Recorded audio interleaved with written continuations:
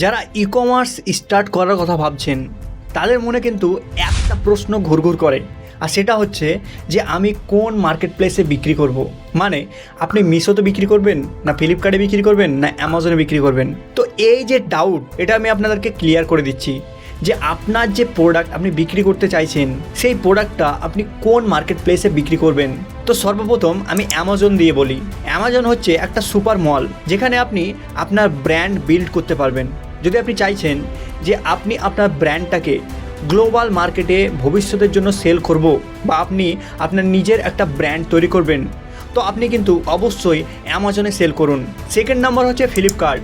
আর এই ফ্লিপকার্ট হচ্ছে super market যেখানে কিন্তু আপনি আপনার সস্তা প্রোডাক্ট এবং আপনার দামি প্রোডাক্টটা বিক্রি করতে পারবেন। মানে আপনি ব্র্যান্ডেরও প্রোডাক্ট দেখতে পেয়ে যাবেন এবং সস্তা প্রোডাক্টও দেখতে পেয়ে যাবেন।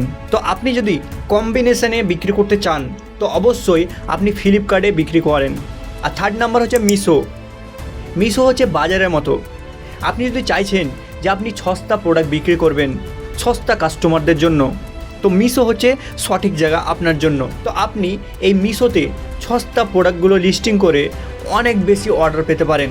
তাই সব সময় মনে রাখবেন, আপনার প্রোডাক্টের টার্গেটেড কাস্টমার হিসাবে আপনি কিন্তু মার্কেট প্লেসেস চয়েস করেন, তবে আপনি আপনার বিজনেসের জন্য সাকসেসফুল হবেন এবং অনেক বেশি অর্ডার পাবেন।